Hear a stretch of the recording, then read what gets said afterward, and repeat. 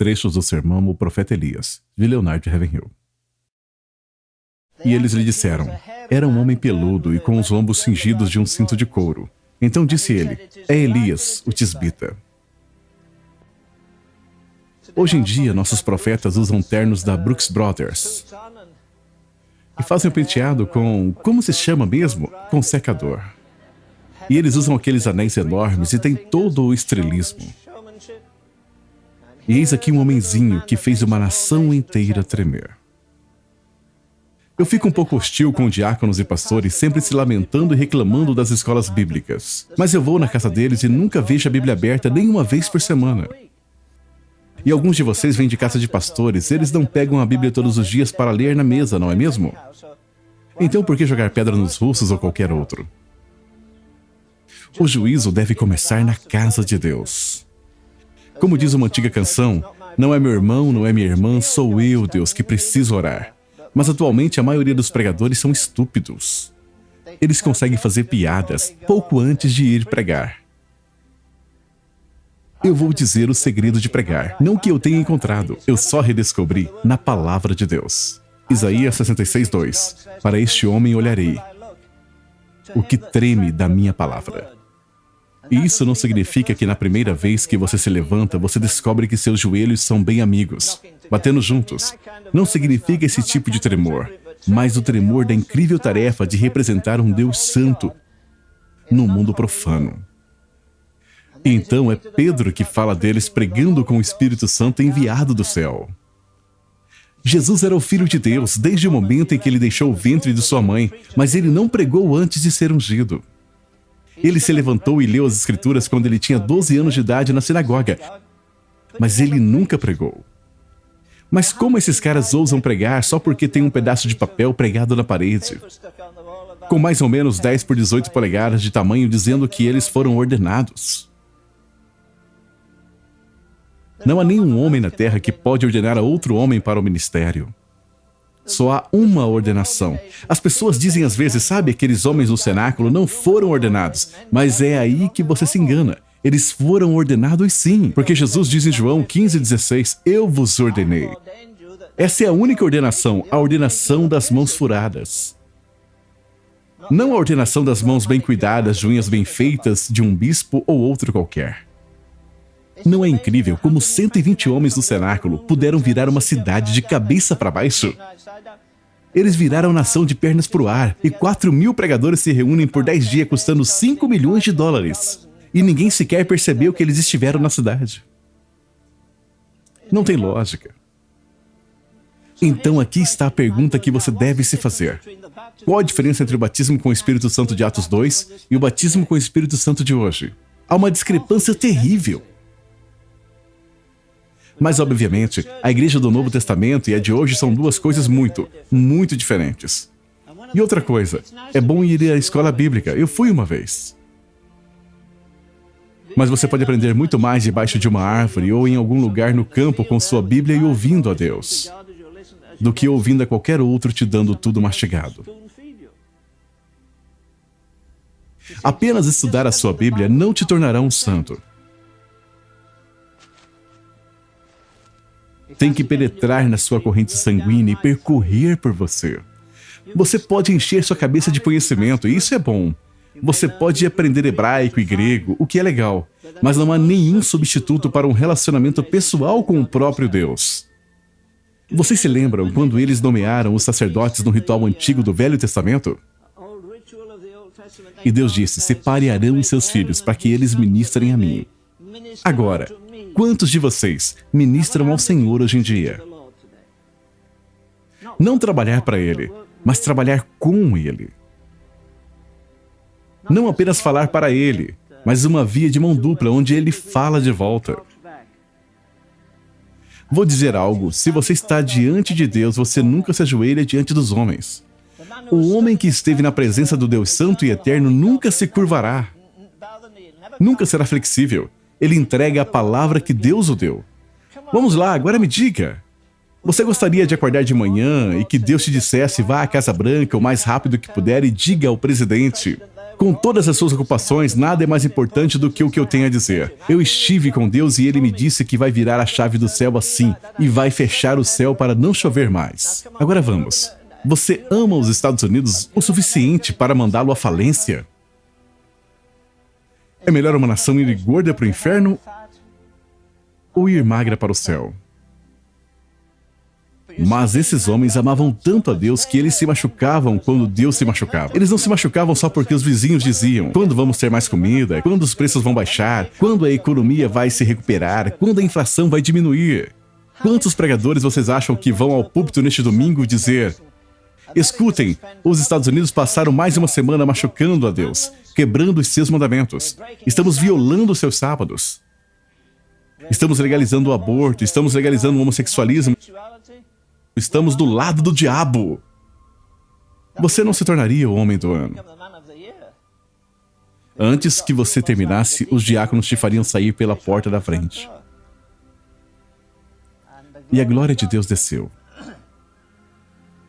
E numa noite ele disse: quantos de vocês creem que o Espírito Santo ainda é o mesmo? E que ele virá sobre as pessoas e quebrantará os corações? Venha até a frente. Milhares de pessoas foram até a frente. E ele disse: eu comecei a impor mãos e todos eles caíram no chão, mas eu nunca disse para eles fazerem isso. De repente alguém disse: oh, meus olhos foram abertos, eu posso ver. Oh, meus ouvidos foram abertos, eu posso ouvir. Oh, minha perna aleijada, eu posso senti-la. E eles começaram a pular e saltar, louvando ao Senhor. Sabe, não se faz isso em um culto decente. Só se faz isso em um culto indecente. Sabe, muitos de nós perderemos o status na primeira vez que o Espírito Santo descer num culto. Todos nós abandonaremos nossas críticas negativas também. Não é incrível como muitos pregadores acreditam na Bíblia de capa a capa até que realmente venha um miraculoso? Mas cristianismo que não é sobrenatural é superficial. Você não pode separar o sobrenatural deste santo e magnífico Deus que nós temos. Acho que uma coisa que me impressiona é como nossa memória é curta. Todos nós. Quão rapidamente esquecemos as misericórdias de Deus, quão rápido esquecemos os juízos de Deus. Você pode levantar todas as estatísticas, mas em nome de Deus, por que não paramos de olhar para as dificuldades e não olhamos para Deus? Então eis aqui um homem, ele orou e o fogo caiu, ele orou e o povo caiu, ele orou e a chuva caiu. Você gostaria que ele fosse diácono na sua igreja? Sabe, nós temos muitos Acabes hoje em dia, mas pouquíssimos Elias. Talvez devêssemos mudar a pergunta, não, onde está o Deus de Elias? Mas sim, onde estão os Elias de Deus? Você acha que está preparado? Seja você um professor aqui ou um aluno para ouvir a voz de Deus dizer: escute, eu quero você saia e encontre uma caverna e fique lá 3 anos e meio até ouvir a minha voz. E em seguida você vem e se levanta diante de reis e governadores. Eu digo isso com todo respeito. Sabe, não é muito difícil fazer gravações e agitar as pessoas. Não é muito difícil escrever livros. Eu escrevo livros.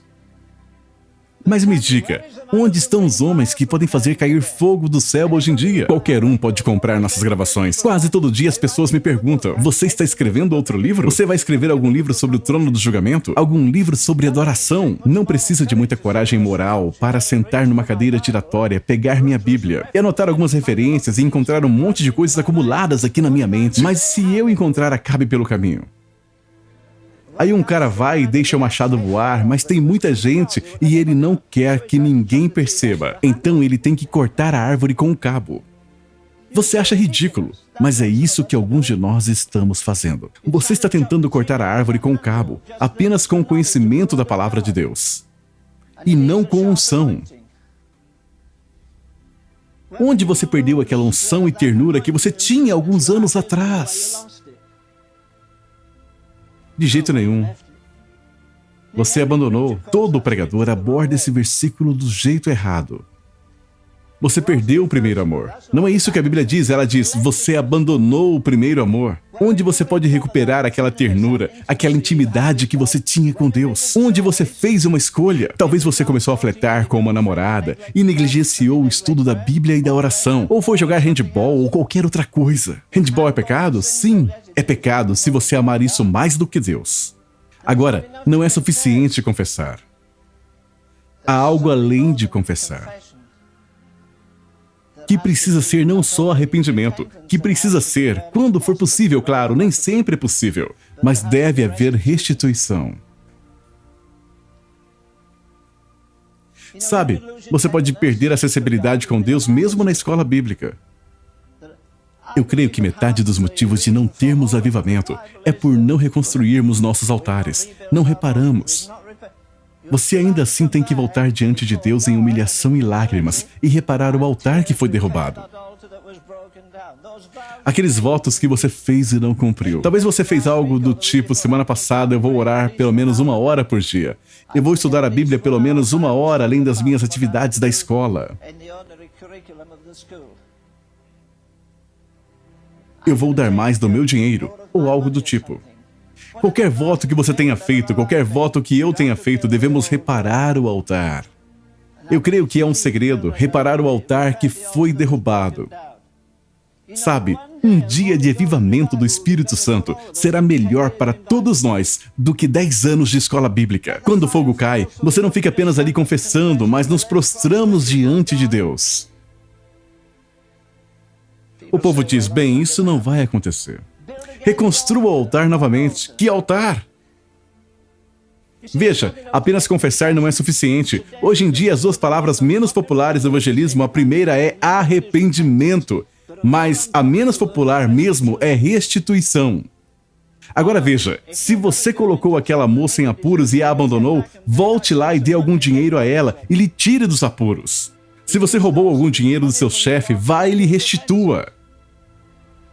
Se você fez algum voto com Deus, eu vou orar hoje, algumas horas ou minutos, e não cumpriu, você não pode enganar a Deus. Você está enganando a si mesmo. Não diga, não estou crescendo em graça. Eu não pareço estar crescendo ou ficando mais forte. E por que você deveria estar? Mas a pomba não come nada morto, nada imundo. Ela nem sequer coloca seus pezinhos nisto. Essa é uma ótima ilustração, porque se você estiver morto nas suas ofensas, transgressões e na carne, o Espírito Santo não virá. Ele pode vir para te convencer e dar um impulso, mas ele não vai habitar no seu coração se tiver imundície e corrupção aí. Você pode chorar, clamar e fazer todas as confissões, mas não receberá o Espírito Santo. Que frase forte. Louvado seja o nome do Senhor.